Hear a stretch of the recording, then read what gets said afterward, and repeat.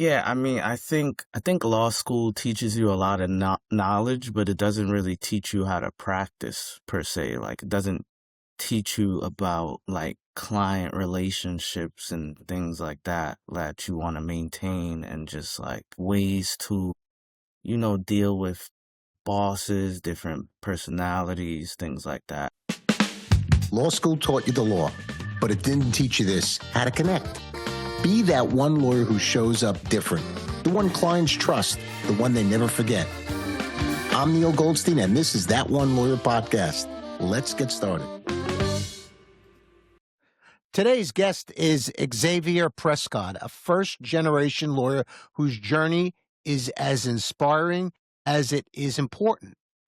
Born into an immigrant family, Xavier became the first in his family to graduate college and then went on to earn his law degree from Pace University School of Law. He clerked in the Bronx Supreme Court before moving into insurance defense, where he's now worked his way into one of the top firms in the field, a firm I had the pleasure, or sometimes not so much pleasure, facing on the other side. I first met Xavier at a Lawyer Stories event, and even in that setting, he stood out, thoughtful, ambitious, and clearly intent on building real relationships. What makes his story so powerful isn't just breaking barriers as the first in his family, but also figuring out how to navigate this profession as a young lawyer in a generation that's rethinking what lawyer should look like. Xavier, welcome to That One Lawyer Podcast. Thanks for having me, Neil. That was a very great introduction. I don't know if I could present myself any better than you just did just now, but I think if you just stay true to who you are, and I've now spoken to you a number of times in person also, I think you're going to do fine. As I said, I first met Xavier at a Lawyer Stories event, and we had a really nice discussion. And then we met again at some point. And Xavier's story, which I'm sure he's about to tell you, is very powerful. And, for younger lawyers that are listening and want to create their own path, it's important to listen what Xavier has to say and what he's been through. His perspective is going to be really valuable here. So, Xavier, why don't you tell everybody a little bit about your backstory? You're not that old yet that it's going to take an hour, but just, whatever you're comfortable with, why don't you share? Well, yeah, and like we spoke before about Neil, like I'm born to parents who came to this country from a small island called St. Vincent in the Grenadines. They came to this country from, very humble beginnings. And growing up, they just always instilled in me the importance of education, the importance of hard work and, putting school and just making sure, before you have fun, like you work hard and you handle what has to be handled. Like my parents were never rich. They were never, born into wealth or anything like that. But they've, come to this point where they're able to say they're homeowners, they own 2 properties, and just seeing that drive from them every day just I owe it all to them. Just that's the reason why I am here today before you. So, that's a little bit of my backstory. Obviously, my mom is a health professional. She does home health aide work.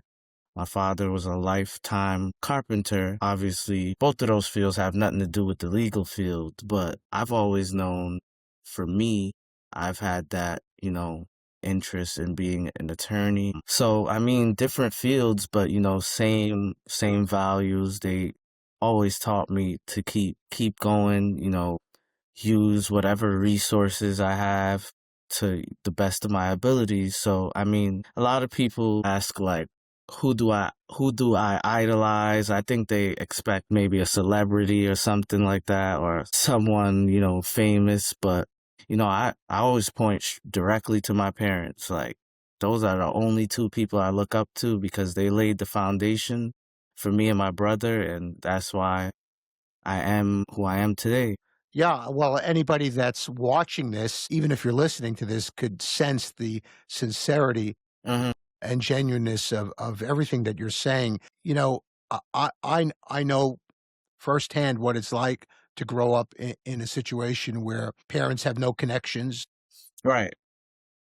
to not only the legal world, but to anybody professionally, at least in Mhm. my situation, it sounds like yours as well. And you obviously were brought up in a way that your values meant something to you and meant something to your parents. So I guess my first question to you is what was the turning point that made you believe that law school was possible, even without those built in advantages that some of your peers may very well have or had? I mean, I think initially just going through the whole LSAT prep process, I did encounter some self-doubt because I was studying for the LSAT on my own without a prep course, and Wow. then I took it and then I scored horribly. So, I did my research, did my due diligence. I found out about, a lot of different prep courses, so my parents helped me pay for it. So I went through the prep course while working full time because I took a gap year after undergrad. So that gap year was tailored towards, kind of studying for the LSAT, things like that. So when when I started taking the prep course and then I took the LSAT after and I saw the vast improvement, I'm like, wow, like I can do this. And then you see offers come in and then scholarship offers. So I got a good scholarship offer from Pace where I graduated from, and it was just hard to turn hard to turn down, and the rest was history. I mean, don't get me wrong, like I've always had my bouts with imposter syndrome, but at the end of the day, I always tell myself like I'm here for a reason, like I'm not just out here faking it. So Yeah. that everyday reassurance, telling myself that I'm here for a reason just kept me going. Well, whether lawyers want to admit it or not, most lawyers have an imposter syndrome. Most lawyers will not admit to it. I'm glad that you've said something because it's nothing to be ashamed of. In fact, if you've never had an imposter syndrome, it probably means you haven't put yourself in uncomfortable positions. And that's the only way that you're going to ultimately be successful is if you step outside of your comfort zone. So being in an uncomfortable position and having that imposter syndrome is actually a very good sign. So it sounds like you certainly started in the right place. So let me ask you about law school. I know Pace is a very respectable school, and tell me about that experience, overall. It was a cool experience. It was something like I never experienced before because going into when I first enrolled at Pace, it wasn't really diverse at all. Right, It's more diverse now, but right, when I when I started, they broke us the 1Ls into three sections. right. So each section had about like 80, 80 or so Sure.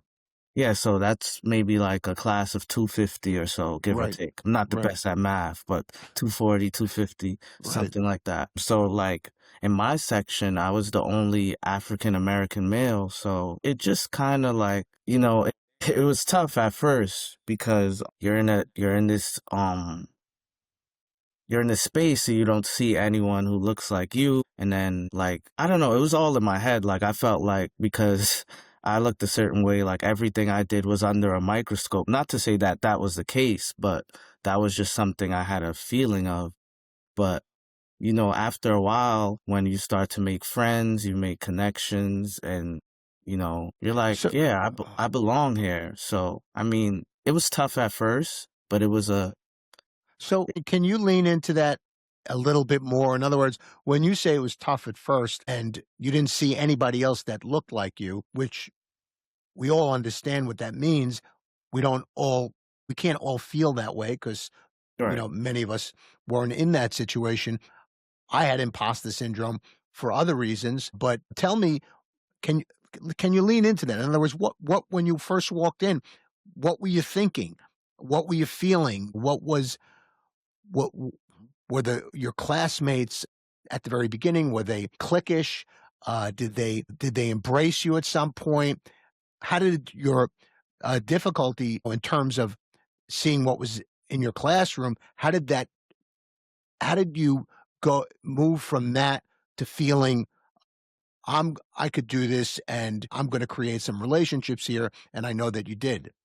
Right, yeah. So I mean, I felt that way because it was just very unfamiliar territory. Like Sure, I'm from Canarsie, Brooklyn, which is heavily Caribbean, heavily African American. sure. So, the schools were the same way. So, I mean, when I first started law school, I think everyone had their own clique for sure, but I was able to form my own as well with a few other of my friends who I still speak to today. Neil, you're familiar with Noah Mittman. That's one of my good friends, still Yes, good friend of yes. mine today. So just, being able to click up with them, it was like group of 4 or 5 of us. We did everything together, got lunch together, studied together.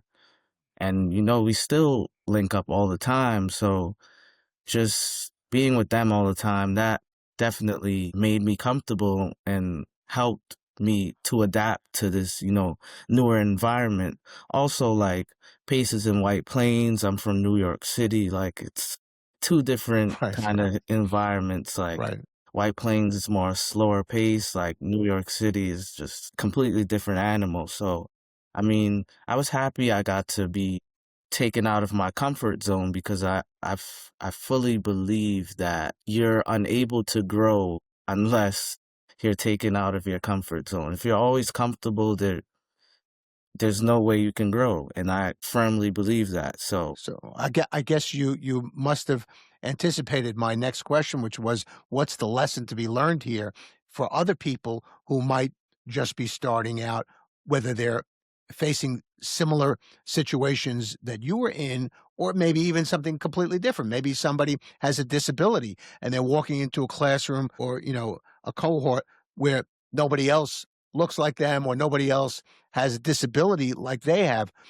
The your takeaway from your experience, I don't want to put words in your mouth. You tell me, but it sounds like it was almost forcing yourself to create bonds with other people, which really helped your journey there. hey, yeah, my thing is sometimes you just got to take that leap. You can't be living in fear all of the time. Like you just gotta jump. Like, it reminds me of like someone who's like skydiving or something like that. Like the more you think about it and the more you ponder, it just Right. makes it harder. Sometimes you just gotta go for it, get it over with.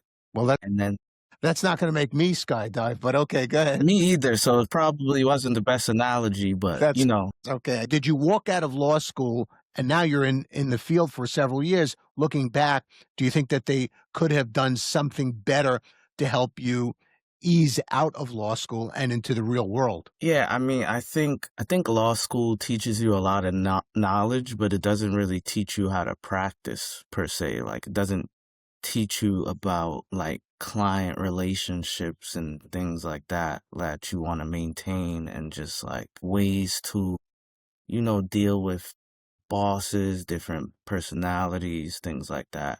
I mean, that's stuff that we navigate every day, whether it's opposing counsel or even a boss or a client. I mean, sometimes clients could be very needy, and I just feel like law school doesn't really, and there may be courses that tailor towards that, but the majority of law school is just typically just like the coursework. And I mean, I don't even think law school is the best at like prepping you for the bar either. I mean, it's basically just it's good for just that professor and passing his class, but to go further, you kind of have to do like your own, work. Somebody was telling me that they thought it was a good idea that law schools, like other professional schools, have in their last year or their, last semester required internships like other professions have. I thought that was a pretty good idea. Right. So, I mean, I did have the PACE kind of did something similar.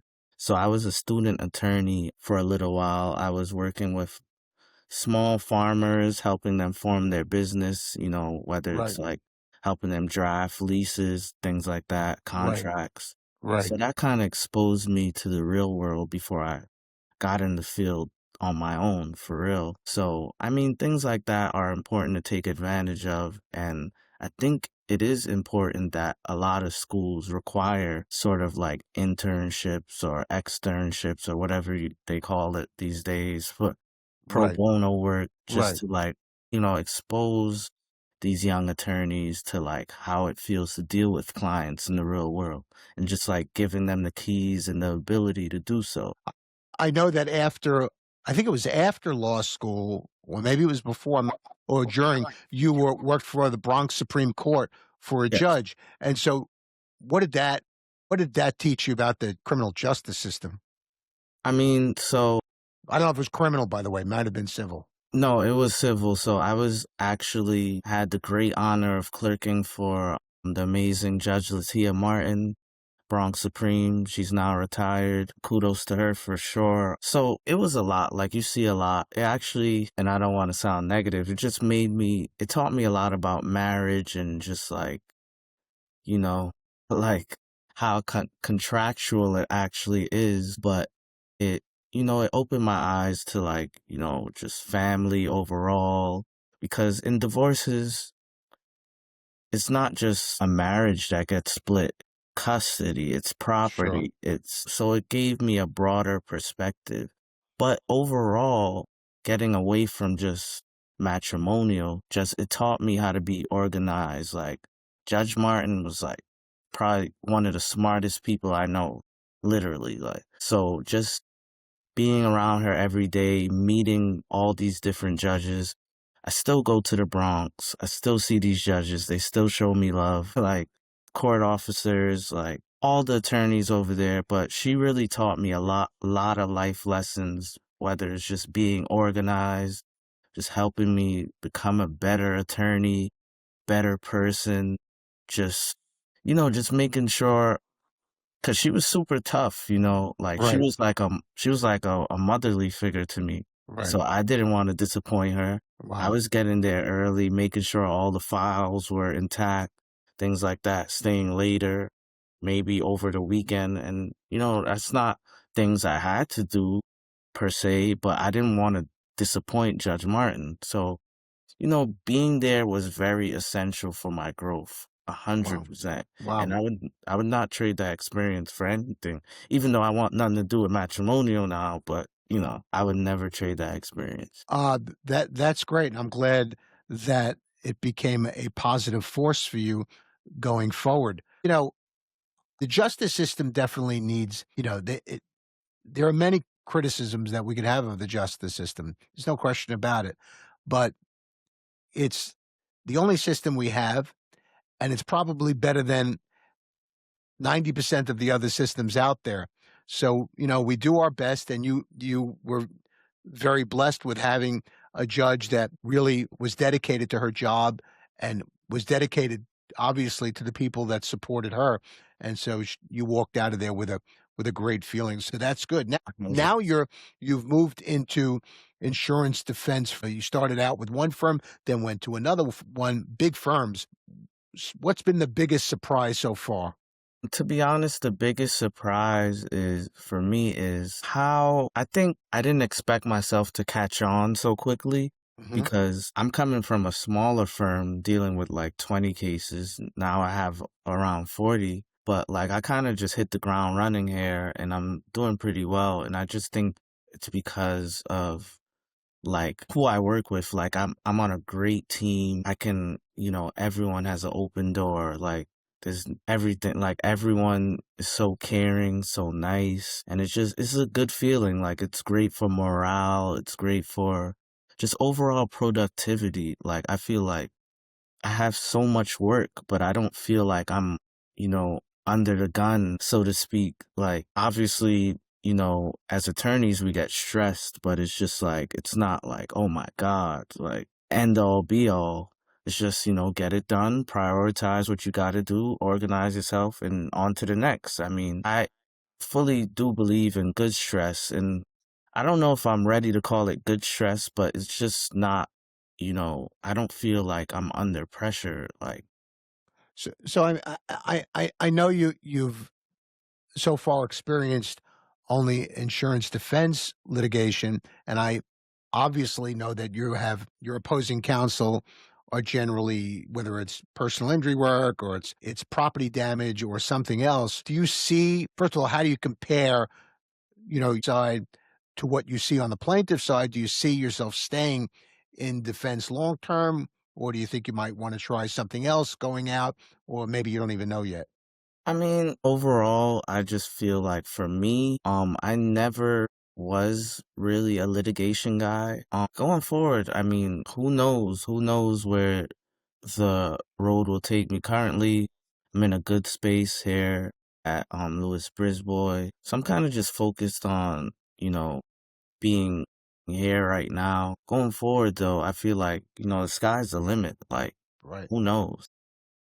So when you say the sky's the limit, can you tell me what that means to I you? mean, like, I'm not opposed to anything that makes sense, anything that I think will better me as an attorney or, I think I'll be good at or very interested in. You just never know where like the wind will take you.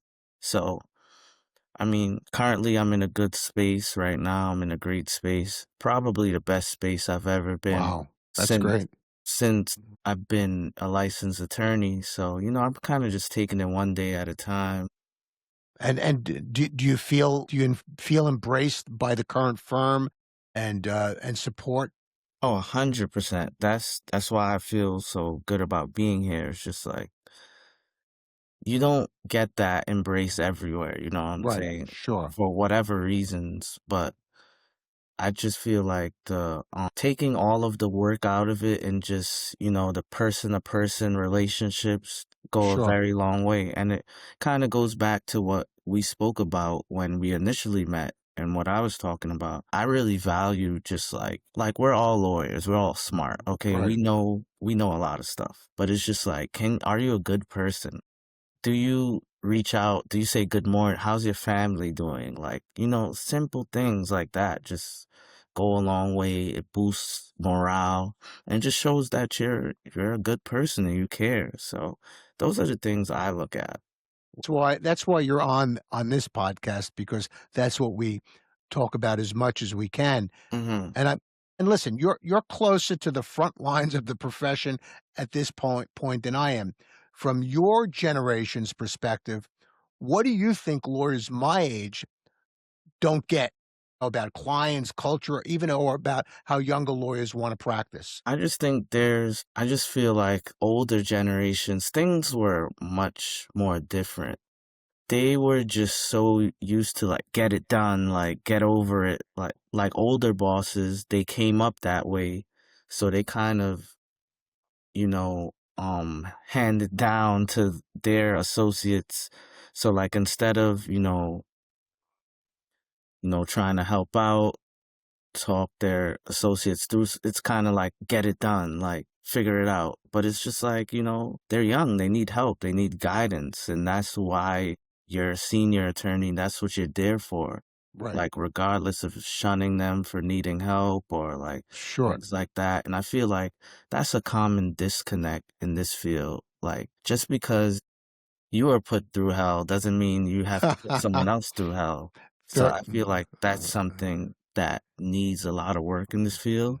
And it's kind of hard to it's hard to get rid of because who's going to tell the partner of a firm, I don't like how you're talking to? That's the man who's cutting your checks. Like, right. it's hard. So, I think that's a common thing that I see in this field, which kind of, quite frankly, sucks, but it is what it is. I don't know how we can change that, especially, like I said, these are the people in the position hiring. So, Well, I'm glad that in your current situation, they are very supportive, and it's good to know what you feel about that. Many older lawyers need to be more understanding of. So let me flip it the other way. What do you think my generation got that your generation should be more attuned to? I think Careful. I mean, I think it's funny because now we have more avenues to like, I don't know how to explain it, but like, I feel like we have more avenues to complain now. And I just feel like it's kind of, I don't want to say just get it done because I just said like that's kind of a negative thing, but I feel like a lot of younger attorneys they like to complain a lot about certain things, and I just feel like there's so much avenues to complain these days. And back in the day, older attorneys like there was no time for that. Like older generation, no one complained. Everyone put their book bag on and got to work. I just feel like these days a lot of people get lazy. Most older attorneys, I go to courthouses, I see 80-year-old attorneys still grinding, still Right, going, right, right, still right. going to the Bronx, going to Westchester. A lot of these younger attorneys, they don't want them to do anything. So I feel like, I don't know what it is. I don't know, maybe it's a spoiled thing, but I think younger attorneys, some younger attorneys, I don't want to say all, because Right. I'm not. I just feel like some younger attorneys feel too entitled to certain things, and that's not something that always existed. Yeah, well, there's a happy medium, right, between what you said about what Mhm. my generation can learn and what your generation can learn. It's not this or that. There's a road in between. And Exactly. so I think what you're saying does make sense. Mhm. And it's something that I've often thought about myself. Do you think there are things that your peers or other young lawyers should should be doing differently right now to set them up for long-term success? So it's a little bit different than what I just asked you, but what are some of the things that younger lawyers can do to help them on the road to success based on what you've been through so far? I think just putting yourself out there, just being a nice person, going to these events like lawyer stories, just being around people in your field, making connections, like just being nice, like embracing plaintiff's counsel, defense, whatever you do, like there's no one likes a jerk. So I think like as you grow in your career, maintaining those connections, going to events. And I think you told me something you told your kids, like talk to a stranger every day, something like that. I Right. may be butchering it, but just maintaining those connections because like that will help you go far. You never know who can help you get your next position, your next whatever it is, like next opportunity, next business venture. So I just feel like being a nice person, just always embracing your colleagues, whether they're your adversary, co-counsel, whatever. Yeah. Just being being a nice person and putting yourself out there in those spaces. I feel like a lot of young attorneys, because they don't know a lot, they shelter themselves. And I was like this too because I was scared to be around these people because I didn't know much. I didn't Sure. want to sound dumb, Right. but it's like the only way you learn is you got to be like a sponge. You got to soak it up. So Yep. Uh, so let me ask you this question. You've already built visibility online. I mean, I know that for a fact. Do you see that as part of your professional brand or something that you just enjoy doing? I mean, that's another thing that you got kind of got to find a happy medium because it's like, I don't want to be too professional all the time Right. because like I have Yes. all my friends on there. Like I have fun as well. Like I go out a lot, but I think it goes both ways. Like it shows people that, you're a regular person. You're not just this uptight attorney all the time, drafting discovery demands and drafting motions. It shows that you're a real person and, you could kind of like can talk to regular people. So I think, but on the flip side, it's also good for professional visibility because there's a lot of legal professionals on social media as well. And a lot of them blow up from like TikTok, Instagram. I see so much attorneys making content on like TikTok and Instagram, and I can imagine it's bringing them a lot of clientele because they're getting so popular, like thousands of views. It's crazy. But So, I but mean, do you think, based on what you just said, mhm. do you think that there's a problem there? In other words, you don't you don't really know which lawyer is doing well and which isn't. All you're looking at are social media clips that somebody put together, and maybe they're on a boat that you think is theirs, or maybe they're on a faraway vacation, and you say, "Oh, these people must have a lot of money. How do I do that?" Also, obviously, this is the problem with social media in general, but we as lawyers see other lawyers on social media, and you start saying to yourself, how are they doing that? How is this person doing that and this person doing that? I guess my point is, does it take away from the authenticity that you talk about when you are doing digital stuff that kind of seems like, I don't know, is this person bullshitting or is this real? I mean, I think it can, to be honest with you. I mean, but that's just everything, and there's pros and cons to everything in life, you know? Right. And I just think when it comes to social media, like you said, the authenticity, it's like, you never know until you actually meet the person. I That's know correct. I Right. see a lot of people I have on social media when I meet them in real life, like it's like a complete 180. So I mean, the same will go for like an attorney you're trying to hire, but that's just something you have to navigate as like, I don't know, if you're seeking counsel or whatever. But I mean, it can be problematic, but I think the pros kind of outweigh the cons. I think social media is a tool that a lot of people can use for their benefit. And if it's out there, why not take advantage? Like, I mean, Right. we're in this era where there's so much prevalent like streamers, like there's kids streaming, making millions of dollars. So why can't attorneys do the same thing? I mean, hey, if it's out there, go get it. I mean, I'm all in favor of, taking advantage of your resources and the new advances in technology and things like that. And hey, maybe I need to start getting on my legal content. No. Yeah. So let me ask you a few other very straightforward questions.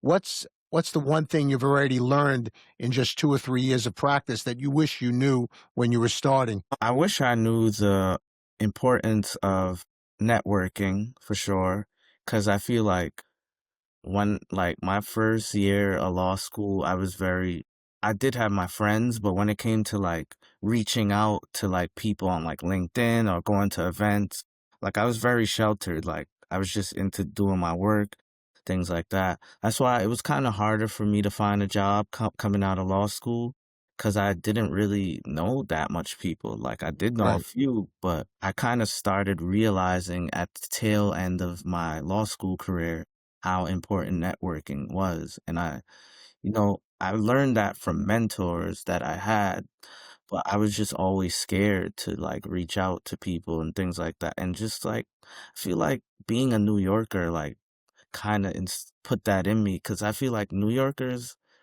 they're not always as welcoming.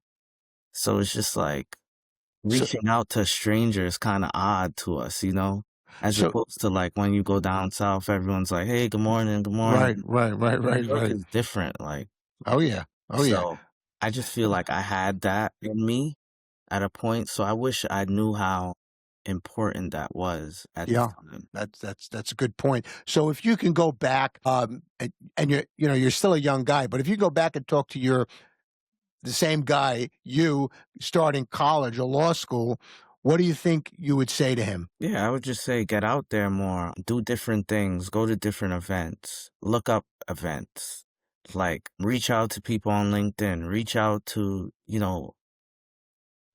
anybody, Okay. anybody. Reach out, ask your friends, hey, do you know anyone who does this? You just never know. Like, just Right. speak to people more. Sure, Like, sure, sure. you, I, I go to the gym a lot. I've met few attorneys in the gym.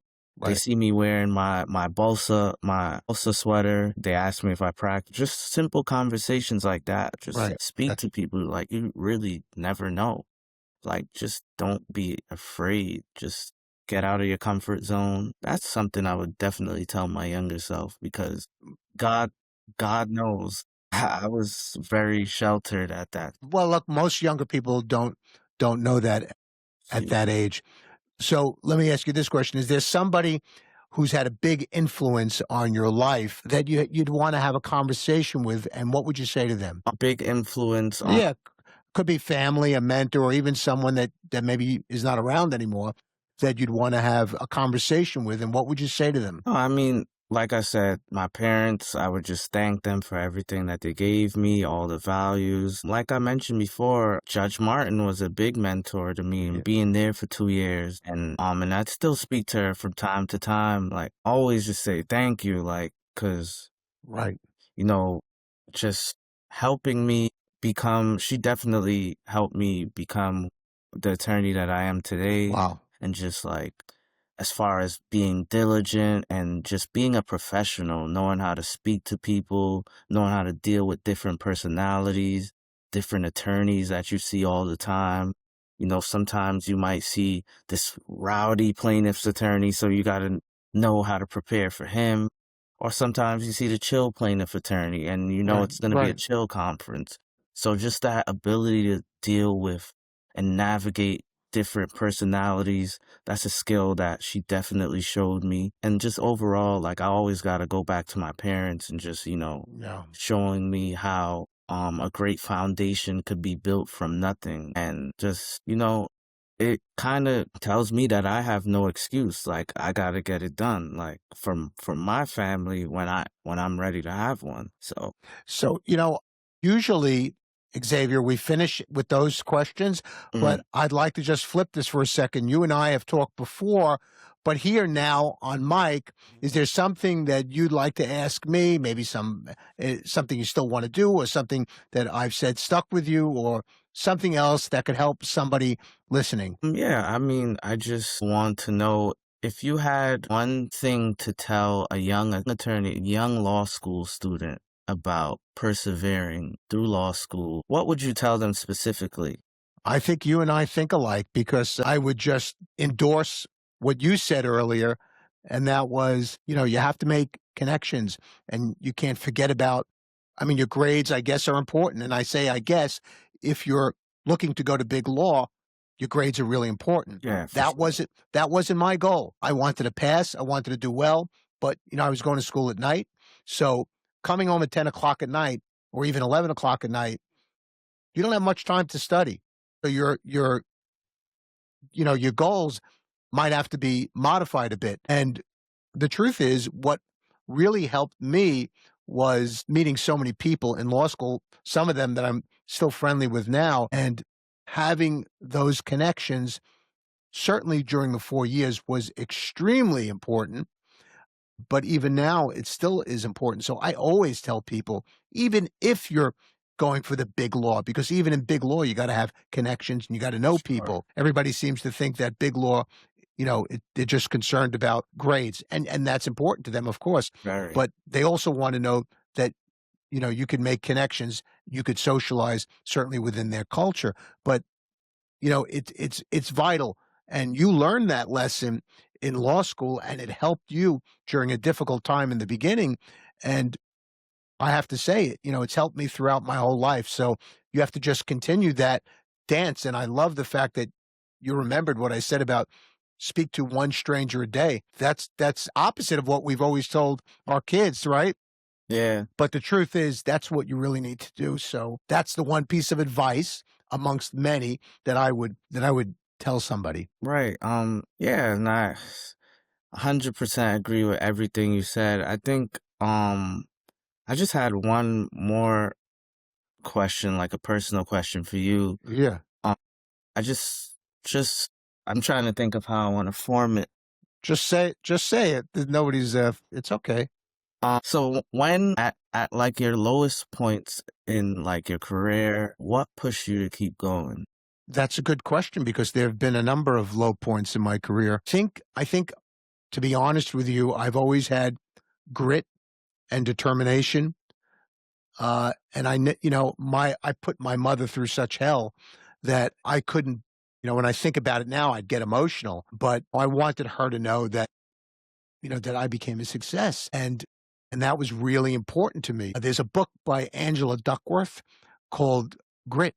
And what Okay. she found was that one of the most important factors in determining whether somebody's going to be successful is their grit. And most successful people have some of that in them, that they feel they have to, persevere because they want to prove something to somebody or prove something to themselves. But having that grit during those difficult times was very helpful. And I'm not going to forget about having relationships with other people that will be there when, those difficult times comes. It's just not somebody that, you text once in a while, somebody that will knock on your door and say, "Hey, are you okay? Everything all right?" So having people is important, very important during those times, but you have to have a reason to move forward. For me, maybe it was my kids, my Right. mother, whatever. So that was that. Right. And yeah, it's funny. I always tell people I know a few people who are in law school right now. Like, I always tell them, like, you always have to remember your why. Like, why are you doing this? Sure. Like, when it gets rough, that's what Yeah. you think to. Why am I doing this? Why am I here? And if it's a strong enough reason, it'll keep you Sure. going 100%. So, That's a great thing to say, and a great way for us to end this podcast, which I am thrilled that you were here, because I think you have a message to people that I might not be able to resonate with, because I'm not, I'm not from your generation. I'd like to think that I do a pretty good job of it, but it's always great to have somebody like you who can talk to me and everybody else, because you're in the thick of it.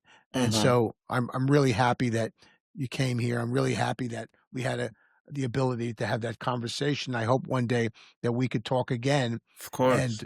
and see how far you've gone, because I do have high expectations for you. Yeah, I mean, I hope I can meet them. I have high expectations for myself. So, That's great. no. If somebody wants to get in touch with you, by the way, on social, what do they look for?